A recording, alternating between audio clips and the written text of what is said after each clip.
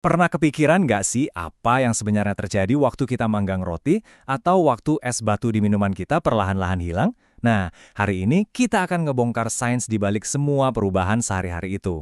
Kalau dilihat sekilas, ya dua-duanya sama-sama berubah kan? Tapi secara kimia ada perbedaan yang fundamental banget antara es jadi air dan kertas jadi abu. Jadi apa sih bedanya? Nah, itulah pertanyaan inti yang akan kita pecahkan bareng-bareng. Oke, kita mulai ya. Ternyata, semua perubahan yang ada di alam semesta ini bisa kita bagi jadi dua kategori aja. Simple.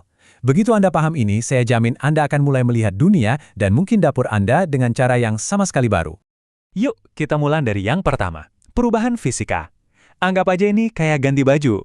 Zatnya mungkin kelihatannya beda, tapi di level molekul, identitasnya itu-itu aja. Sama kayak es yang mencair jadi air. Dua-duanya ya tetap H2O, nggak berubah jadi yang lain. Ini beberapa contoh yang sering kita lihat. Coba perhatikan polanya. Di setiap kasus ini, zat aslinya itu masih ada, cuma wujudnya aja yang beda. Misalnya nih, waktu Anda larutin gula di air, gula itu nggak hilang loh. Molekulnya cuma nyebar aja. Buktinya, kalau airnya diuapin, gulanya bakal muncul lagi. Nah, sekarang kita masuk ke jenis kedua, perubahan kimia. Ini baru yang namanya transformasi beneran. Di sini, zat yang asli itu benar-benar diubah jadi sesuatu yang sama sekali baru. Proses ini yang kita sebut juga reaksi kimia menciptakan zat-zat dengan sifat yang total baru. Coba lihat contoh-contoh ini. Anda nggak bisa kan membatalkan kertas yang udah kebakar? Atau menghilangkan karat begitu saja? Itu karena zat aslinya udah hilang selamanya, diganti sama zat baru yang sifatnya udah beda banget. Oke, jadi pertanyaannya sekarang, gimana cara kita bedain keduanya di dunia nyata? Ini dia kuncinya. Yuk kita bedah perbedaan utamanya satu persatu. Nah, slide ini bikin semuanya jadi gampang banget. Cukup tanyakan dua hal ini pada diri Anda. Pertama, apakah proses ini menghasilkan sesuatu yang baru? Dan kedua, bisa nggak saya balikin ke kondisi semula dengan gampang? Jawabannya bakal langsung ngasih tahu Anda, ini perubahan fisika atau kimia. Slide ini nambahin satu lapisan pemahaman lagi yang menarik banget. Energi. Perubahan kimia, kayak kayu yang terbakar, itu melepaskan energi yang besar banget dalam bentuk panas dan cahaya. Coba bandingin sama energi kecil yang dibutuhin buat mecahin kaca. Itu kan perubahan fisika. Bedanya jauh banget. Oke, sekarang kita udah tahu bedanya. Yuk kita jadi detektif kimia.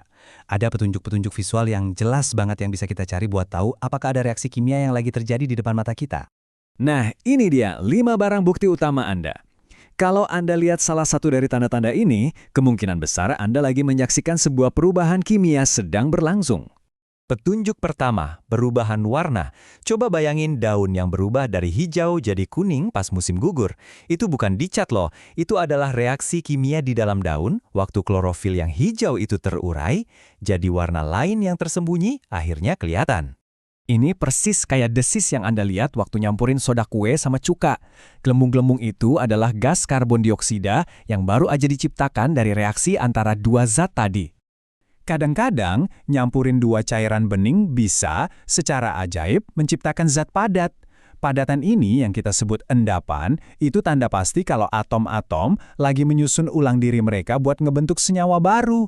Mirip kayak kerak sabun yang terbentuk di air sadah. Coba deh perhatikan suhunya. Reaksi kimia itu bisa jadi panas atau malah jadi dingin.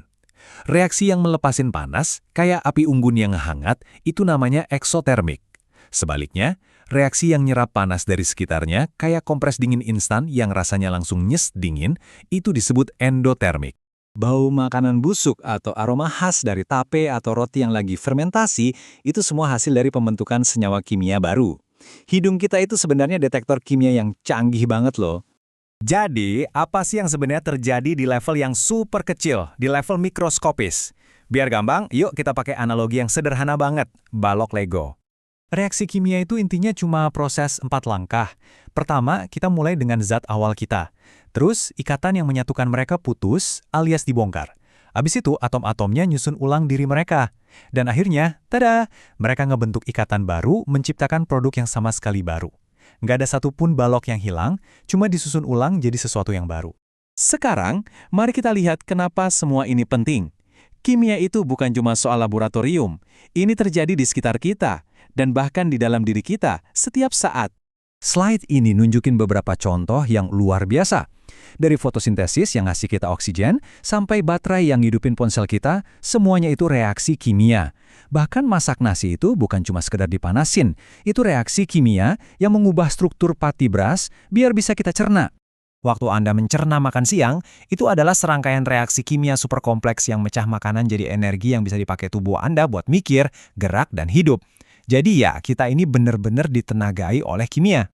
Mulai dari fotosintesis yang menciptakan udara yang kita hirup, sampai proses perkaratan yang pelan-pelan mengubah jembatan. Kimia adalah arsitek tak terlihat yang membentuk seluruh dunia kita. Kalau ada satu hal yang perlu banget Anda ingat dari semua pembahasan ini, inilah dia. Perubahan fisika itu cuma ganti penampilan, tapi perubahan kimia itu menciptakan substansi yang benar-benar baru. Jadi, saya mau ninggalin Anda dengan pertanyaan ini. Apa reaksi kimia paling penting yang Anda alami hari ini? Apakah itu pembakaran bensin yang membawa Anda ke kantor, atau mungkin reaksi di dalam otak Anda yang memungkinkan Anda memahami semua ini? Begitu Anda mulai mencari, Anda akan sadar kalau kita semua hidup di dalam laboratorium kimia raksasa.